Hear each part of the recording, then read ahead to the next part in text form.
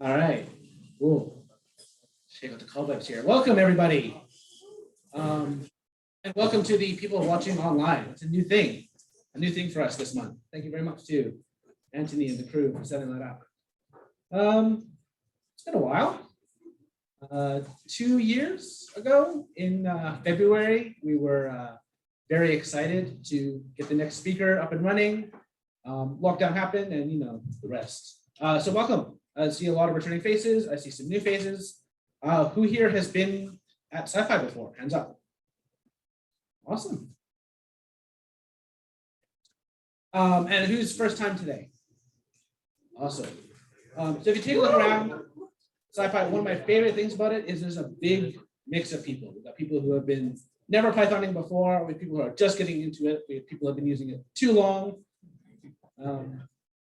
Yeah, so we get some awesome speakers. It's always fun. Standard stuff. Bathrooms. If you take a look at the exit light there behind you, they are down the hall and to the right. Left. Still, sorry. Just follow that. Turn left. There's a job board. If you are looking for work or you are hiring, pop your job up here and make sure there's a way to contact you. Because we've had some cases where someone's like, I like this job, no idea who it's from. We have a Slack that is very unpopular and we don't use much, but if you need to get in contact with us, it's a pretty good system. That's on SyPy.org, which is our website. Generally, we post addresses and updates on there very infrequently. The best place to find us and contact us is on Meetup.com, which is where all of you are registered. We're always looking for new speakers. Speaking at SyPy is fun and terrifying and fun. Even if you are a Python newbie and you've discovered something new and cool you want to talk about, if you're old hat in Python, we're accepting all kinds of speakers. Back in the olden days, we used to do lightning talks, which were about 5 minutes in between speakers.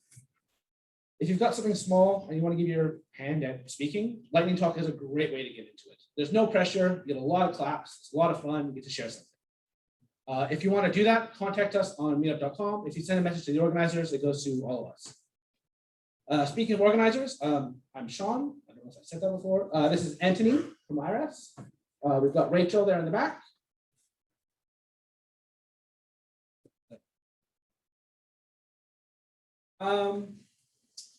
We're always looking for people to help. If you'd like to help with SyPy, give us a shout, because we're always maybe looking for another organizer or two, especially if you're looking to help us find speakers. That's the most challenging part.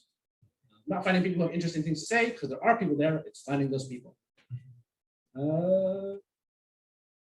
Thank you very much to Iress, who have been our gracious host for 4 years? 4 to 5 years? We'll cut out 2 of those years because they don't count. Give a little intro on what Iress is. Thank you, Sean. I'm not going to take too long. I always find it a bit odd being a SyPy organizer, also talking about Iress to everybody. But how many of you have ever heard of Iress before? You worked for Iress before. It's good to have a lot of people being here before and new people and people who have left Iress and come back for just SyPy. But Iress is a financial software company. So we don't have our own financial products. What we do is financial software. And so if you are into if you have an advisor in Australia, there's most probably there's 80% chance that they are using our software to give you advice. If you're into share trading, you're probably using our software to trade your shares. We are a global company. We are not just in Australia. Our head office is in Melbourne. We have offices in Sydney, Brisbane, and a couple of other Australian cities, including New Zealand.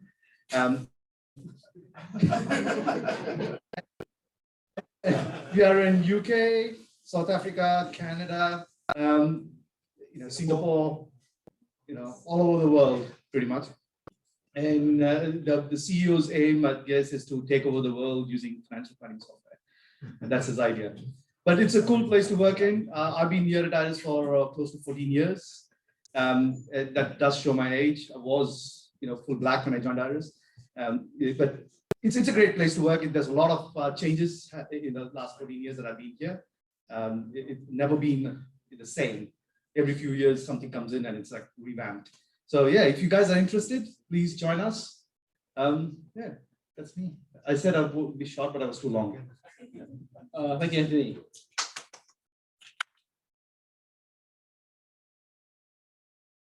So originally on the schedule, we had 2 speakers. The second speaker has had to bow out due to COVID-related reasons. But we've still got one fantastic speaker, a returning speaker, Jack Simpson. He's going to be talking about exploring the national electricity market with Python. Let's give him a hand.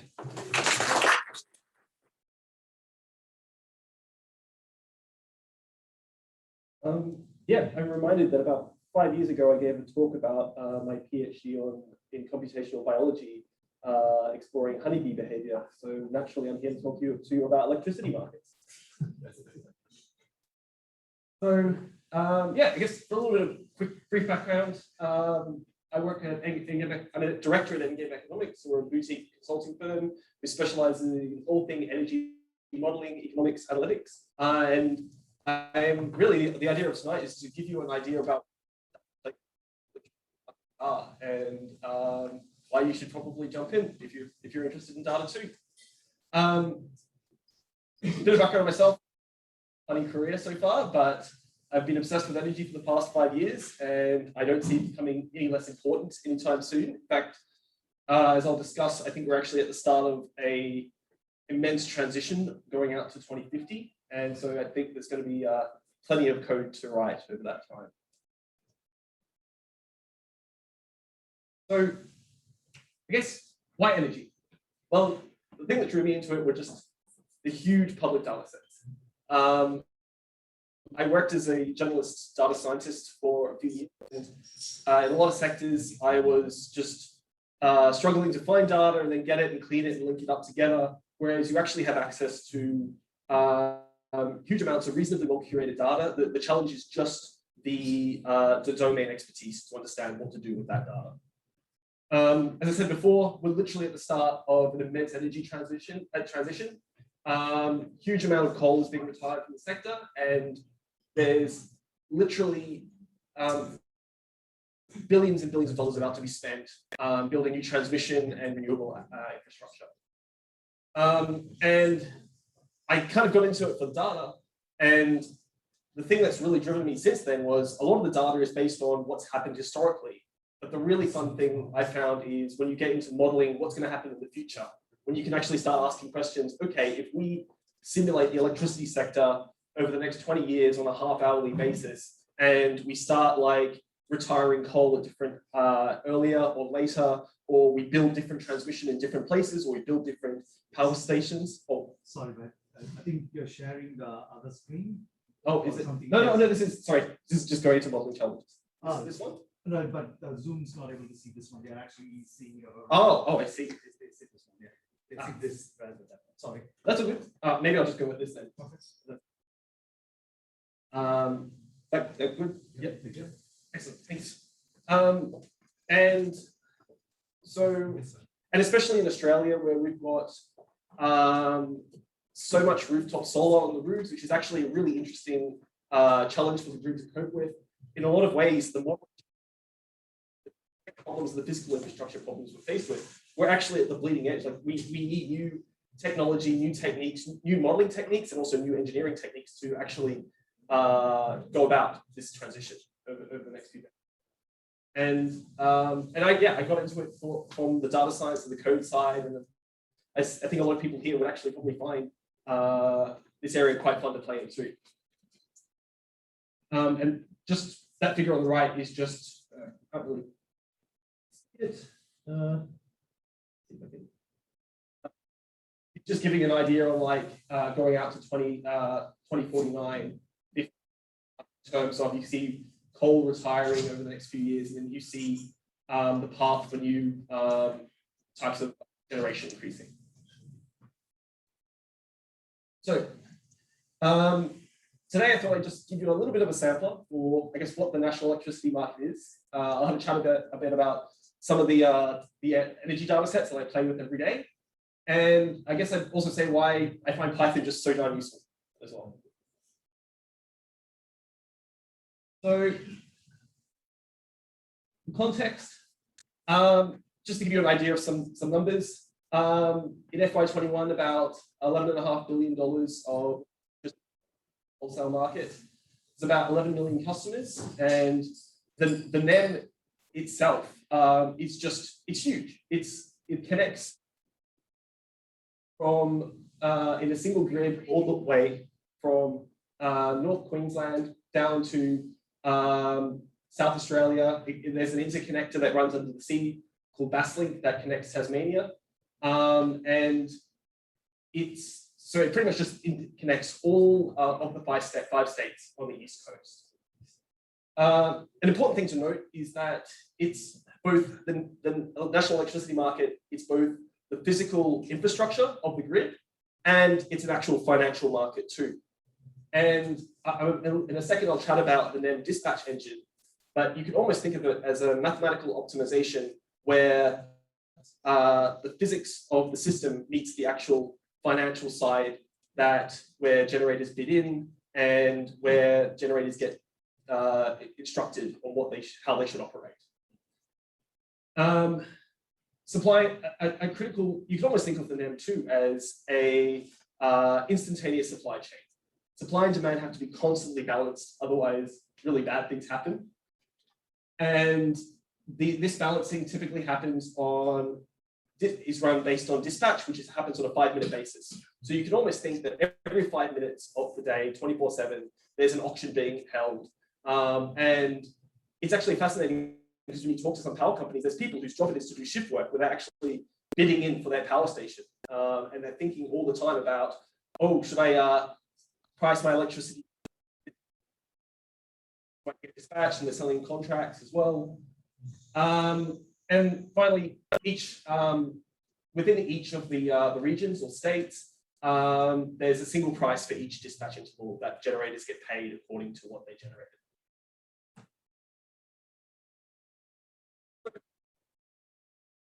A little bit into dispatch. The first target. You actually need to know, okay, at the end of this 5-minute interval, how much demand in this region is there that we're trying to hit?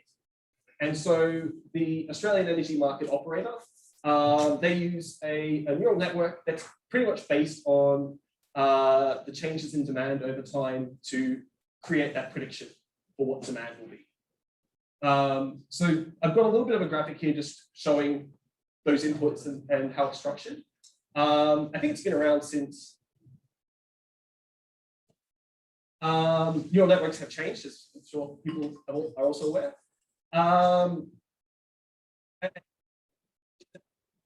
Sites where I go a little bit more into this calculation, and I've got a thing on a Jupyter notebook on GitHub where we kind of recreated it as well. So once you have that dispatch target, you can almost imagine that, say we're Queensland, well, let's say we're New South Wales because we're New South Wales. You imagine that at the start of this dispatch interval, we've got demand sitting over here, and we forecast that demand is going to be at this level here, it doesn't matter what it is, at the end of this 5-minute period of time. And so we've got generators generating at the start of this point. We need to tell the generators in this way so we can hit this target. And so the way that we build that AIMO runs that process is through a linear optimization where they take in these bids from the power stations. So you can pretty much see over here, they bid in 10 different price and volume tranches. And AIMO takes this and pretty much goes, okay, given the constraints of the system, because it's not like it's not a perfect system where, you know, there are transmission constraints on it. But given all of these constraints, how should I tell this power station in Queensland, this power station in Tasmania to run so that we satisfy demand in the cheapest possible way? And the fun thing too with all of this data is it's basically available publicly the day after trading has completed. So you can actually go in and look at like 20 years of bids in these data sets. And so the way this ends up appearing is, I've just taken an example that I think illustrates a few different concepts with dispatch. This is a data generation for a solar farm in New South Wales. The is pretty much what they think it could have done at that period of time. That data is actually publicly available too. And the blue is what it actually did, what it got told to do and how it was told to dispatch. And so you can actually see it could have, as you can imagine, because it was quite a sunny day, it could have actually generated quite nicely up there for most of the day. But because there's a problematic bit of transmission, they effectively got curtailed. These constraints kind of bound in the optimization and effectively said, all right, you basically have to shut off for most of the day. And you can see they got a little bit at the tail end of the day as well. This is part of the reason why the new government have actually said that they're planning to invest about $20 billion building out transmission infrastructure to try and alleviate some of the issues like this. So I thought I'd just go into two of the main data sets. There's a lot of different data sets we use. You know, we'll sometimes jump into ABS data, but two of the core energy data sets that I work with most days are a thing called the MMS database and a cause of pays data set. MMS database is pretty much tracks everything related to dispatch. You get demand, bids, generation. You get interconnectors, which is kind of the transmission between states. You even get like these pre-dispatch forecasts as well for what they think is going to be happening going out. And so this goes down to about a 5-minute basis. The cause of pays data set is named because it's basically who stuffs something up and makes them, they have to pay for things.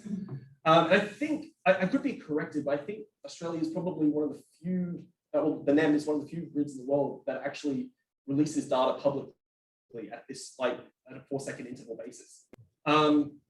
Usually, and they release it as these big zipped folders full of thousands of, every 5-minute interval gets its own CSV file. It's all zipped up and released. So it's a little bit of a pain to process. But this was something I found very interesting, both from a kind of a computational processing perspective, and then also just with what you could see in the data.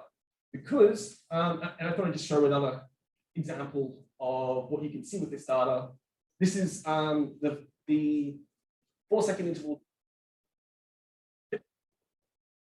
The Tesla big battery in South Australia was doing. So you can effectively see that blue is what it actually did on a 4-second basis, and green is basically what it was being told to do. And then this is just system frequency, which I probably should have left out of the figure, but I like it. And so you can actually see that at the start of this, at the start, it actually started generating a bit. Well, the whole time its dispatch target was actually 0, but, and I won't go into this in this presentation, but there's all these kind of grid stabilization services that batteries are really good at playing in. And so that's effectively what these instructions were telling it to do. And so you can see it actually started generating, and then you can see it actually went negative. It started recharging there. So it's actually, batteries are really awesome for, you know, generating when there's a shortfall and you need to quickly inject power into the system. But then also, if you've got too much power into the system, that itself is a problem. And they can actually be really effective at just sucking power out as well when they recharge.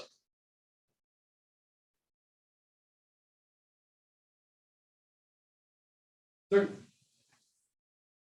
I thought when we've been working with some of these larger data sets, it really is one of those areas where, you know,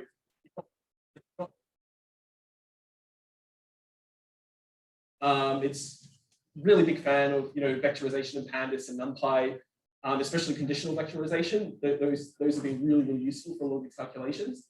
One of the things we've also found with some of these dispatch targets is that we get a target at the start and at the end, but you kind of have to linearly interpolate between the two of them to figure out what it's meant to be doing on a 4-second basis. And so Pandas has this really, really useful function. We can run these kind of millions and millions of linear interpolations extremely to fill that out, and that's been super helpful. Love Parquet file format as well. We used to, when I was doing different bits of analysis, I used to be writing out 60 or 80 gigabyte CSVs. That saved me a bit of time. And then, yeah, of course, we'll make a big use of threading and processing as well in Python. And I just thought I'd talk a little bit about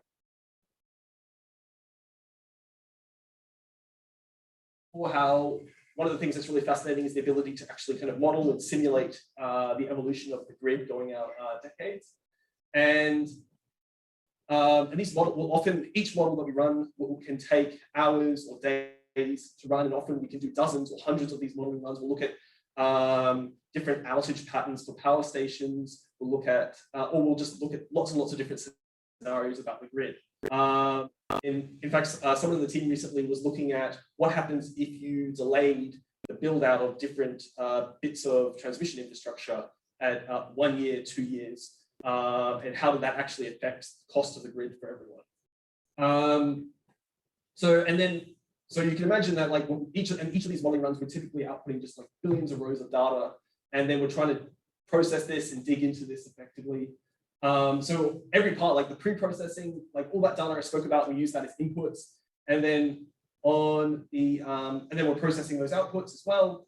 And the one thing I found, which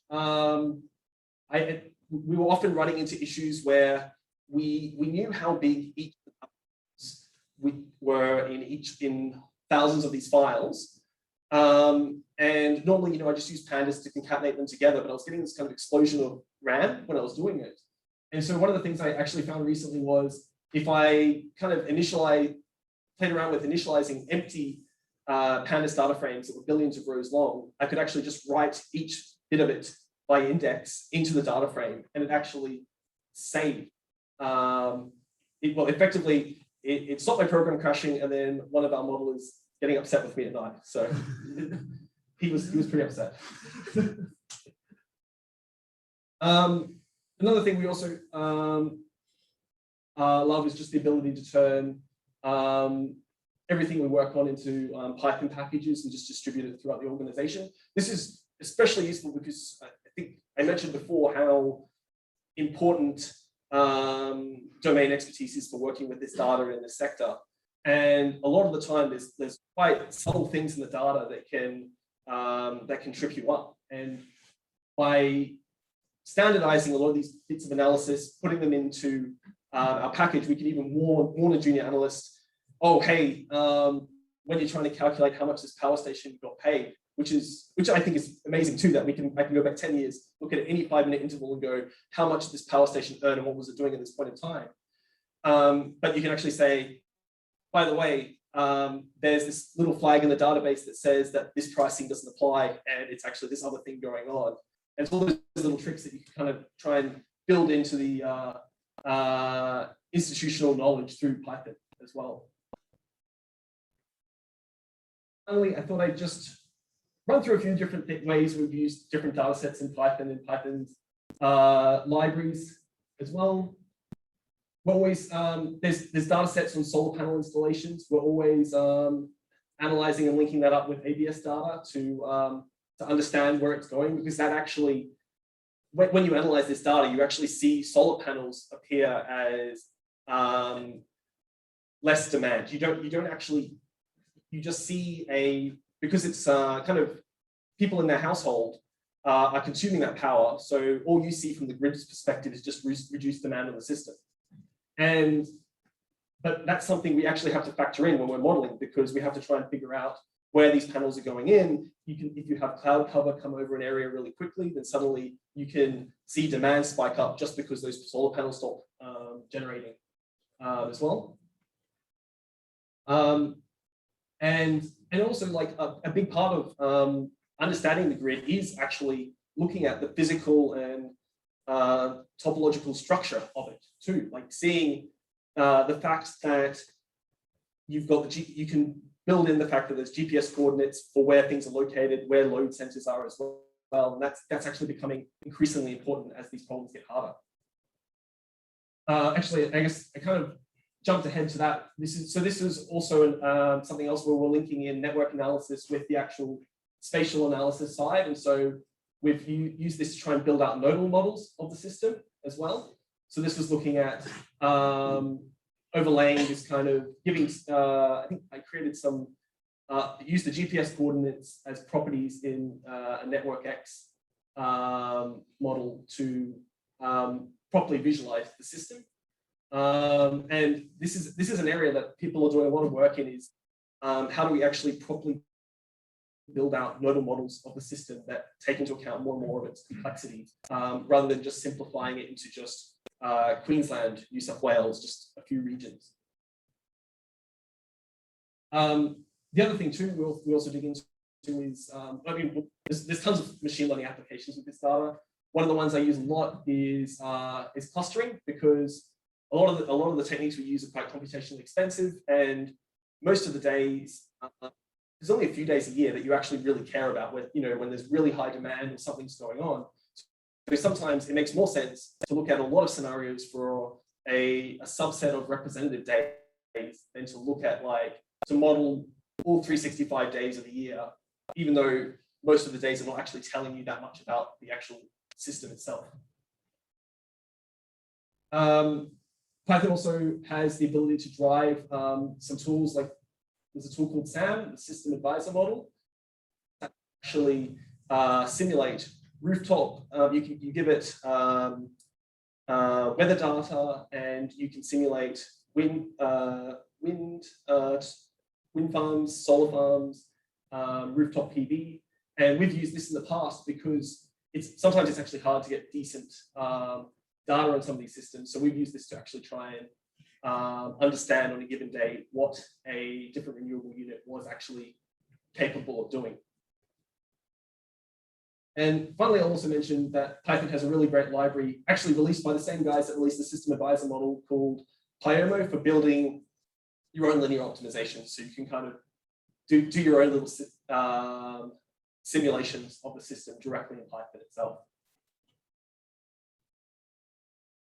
So I thought I would finish this off by just, I guess, giving a list of some of the things that we're thinking about that I think are really interesting.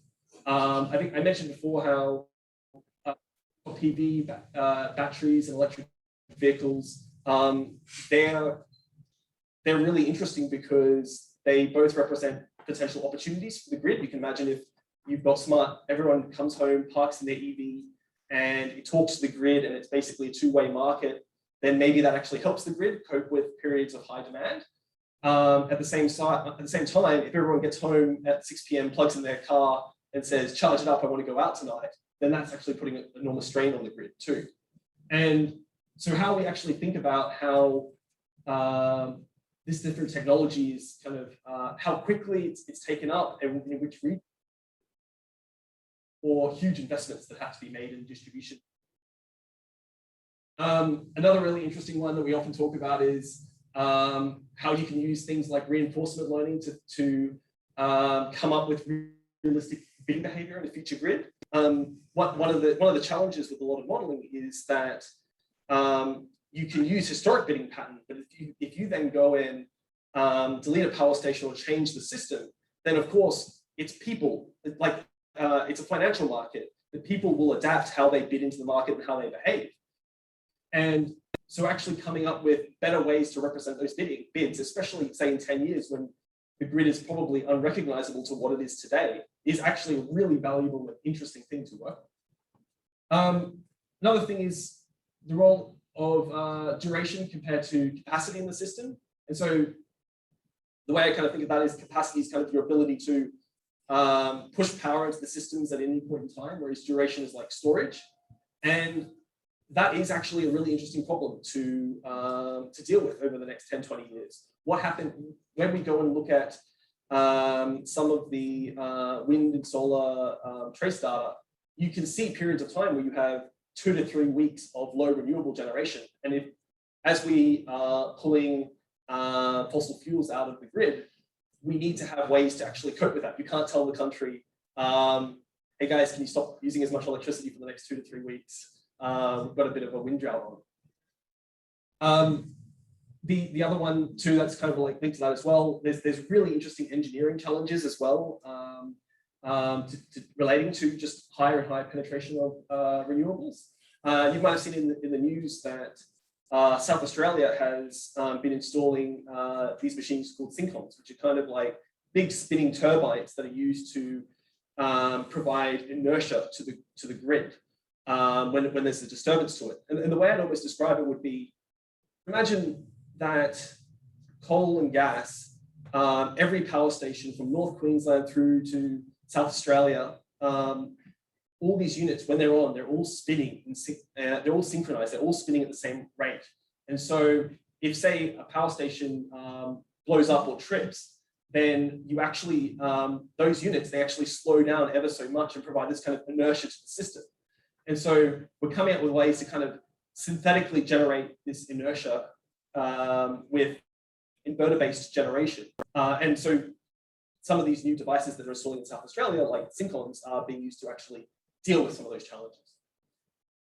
And then, yeah, finally, and I think I touched on it as well, like how do we deal with more and more of the physical properties of the grid? And that's like nodal models, more and more complex representations of the system that actually let us understand some more of these kind of security and stability issues as we kind of move and transition the grid forward over the next 10, 20 years. There's a few of us at the front, and also a friend, a former colleague, Lucy. And so if you're interested in energy, I'll probably end up annoying you because I talk about it a lot. But thanks so much for having me.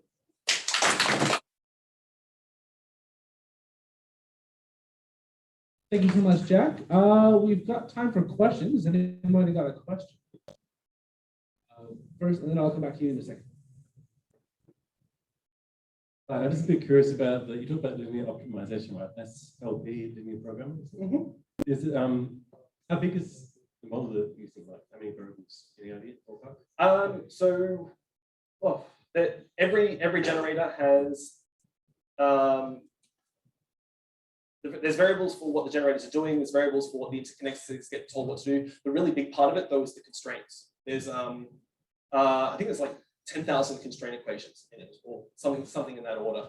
And it's literally, you can dig into it, and so there'll be constraints that will be just simple things like you can only flow this much power across this bit of transit between Basslink and the mainland, and then there'll be more complex ones to do with how quickly the system frequency is changing and what's happening with a bit of transmission in like regional New South Wales as well.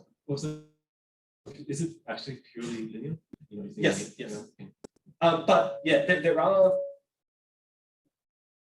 This is run as a linear optimization, and there are parts of energy optimization modeling where it does become nonlinear as well. But yeah, at the system level, it's. Something more? Thank you. Really interesting. Obviously, very timely, given that it's been going on. I didn't expect for the whole market to get suspended when I signed up for this. I'm sure the guys were planning that when they asked you to come and speak. So very well done. I don't know who you know at NEM. A couple of questions. First things first. What kind of hardware do you guys use? It's computationally expensive, memory, so on and so forth. And obviously, we're all pretty ambitious with the kind of models that we want to run. Do you run it on the cloud or do you run it all locally? So at the moment, we're running it all locally. We've got a few servers, and pretty much everyone in the team has got their own machine that's got about 128 gigs on it of RAM. I think we've been looking into it for times when we really need to get something, out and done. But we've also the one thing we found is that because we're running these models a lot of the time, just constantly, it can be cheaper just to buy a bunch of our own servers and run them ourselves. I guess open data, we're all ultimately servants and slaves to the data sets that we can get access to. So credit to Australia for that. But in terms of other markets or countries that are kind of really innovative with their, supply of data, but also the way they model their energy market, who would you like to point towards?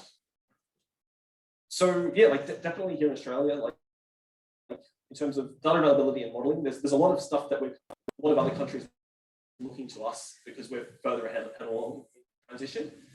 I think California is also dealing with similar issues. true. And New Zealand's interesting too, because you know how I mentioned that we've got five regions and 5 prices for every dispatch interval. New Zealand is actually a fully nodal model, so there's actually like 250 different prices. So there's a bit of a joke that every cowshed has its own like price in their electricity market. And I guess just at a top level question, what do you guys foresee as being the balance between, I guess, decentralized, off the grid?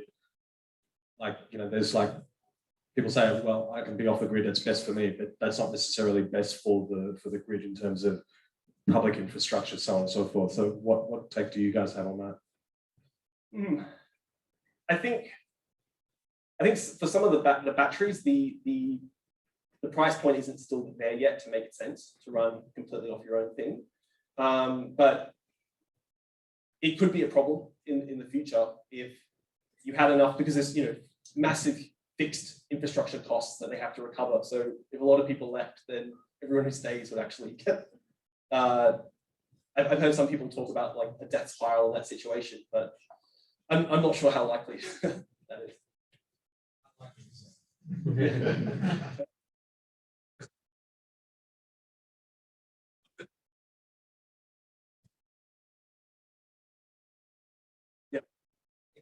Definitely talk. I will say, like, Oliver's the economist in the group, so go chat with him, and he knows. I just came for the data, man. There's data as well, and I know how bad Python can be there. I was wondering, where's Python failed you in your data science work?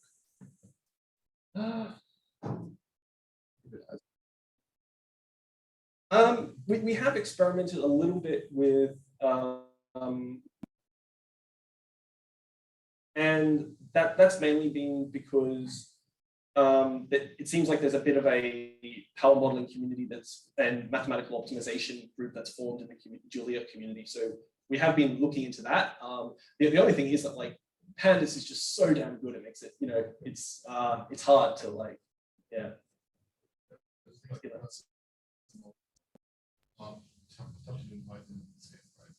Yes, although yeah, like usually a lot of the stuff I can kind of process it in batches of. Yeah, some of those other issues. Yeah. Hey, so you mentioned there was the Python packages that you share amongst in-game economics. Are they open source? Are we able to access them? No. Any other questions? Oh, okay. Hi, thanks for the talk. So obviously you talk about doing modeling and whatnot on your own PCs, but you must have a sort of an associated production system that's running on a real-time or daily basis. And I was wondering if you could talk a bit about that, what it looks like, how it's fed data, and how you run your Python code in production. I'd actually say most of analysis for clients. So it's more of a data science workflow than kind of a productionized system in that sense. So usually we've got a few servers set up. We've got our own machine. So typically, I'm just working on my own machine, working with this data directly on it. And then when we want to do a big modeling run, we'll actually kind of push that up onto our server, and then we'll run that. And so once the clients have the models, do they then take that away and run something themselves production-wise, or is it? It depends on the level of sophistication of the client. Usually, clients are happy to have the outputs, and they kind of come to us and they say, we've got this question about this thing, and then we'll do that. And if they want to have the data and stuff, they're welcome to it, but usually they're happy with the presentation and the findings of the report. But we will sometimes have clients who do want to have the model we've built and any code associated with that as well. It just depends on, yeah. And a lot of people, like we have noticed that because energy over the past few years has become increasingly important as the transition's gone on, a lot of state and federal governments have actually been investing in building out their own modeling teams as well. So sometimes we'll just give them the model we built as well. The others? I've got one. So say you're not a data scientist and you say have an interest in Python, and is there a specific data set, like a small one that you might take a look at as a newbie? So if you're interested in the database, then if you Google AMO MMS database, you can actually just go to the website and just start downloading CSV files with it, and they just kind of you can literally just download them and read them directly into Python. That way, there's a really big PDF full of database documentation, but that's available as well. And there's every day. There's huge amounts of volume of data just coming out. It's usually like a lot of anything that's kind of commercially sensitive is pretty much released one trading day after. But you get so a lot of the time we'll be like I'll be excitedly waiting for the next day to see what actually happened, what a power station actually did in response to these events. And then there's also data you can look at to see what the system is looking like going onwards in terms of availability of different generation. Sorry, one more question. I should be on the group. It's okay, but always wait for the mic for everybody. Mic is good because we have people on Zoom. Yes, sorry about that. Question is, do you agree with the market operator, what the decision they made this week to switch off the market? Did you forecast it with your model?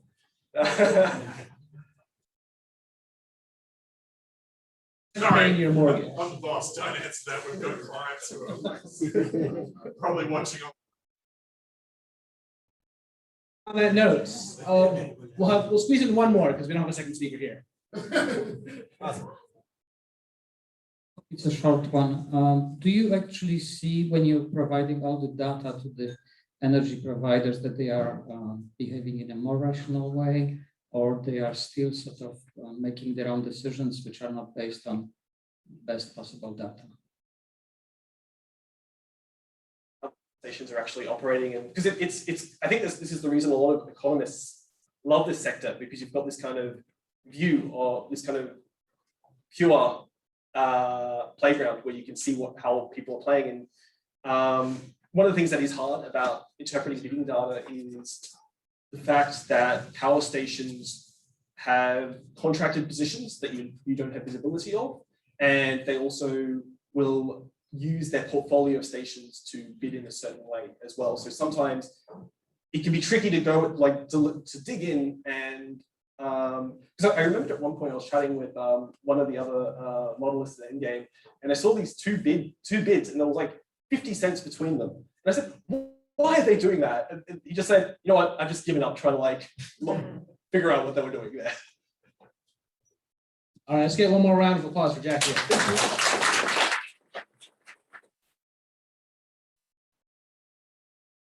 Now, a significant amount of our presenters have gone through the pipeline of found a cool data set, did a bunch of number stuff, came into the presentation. You can too. If you'd like to speak to myself, Rachel at the back, or Anthony. We are available in person right now or through the meetup. Our next meetup is July 28th.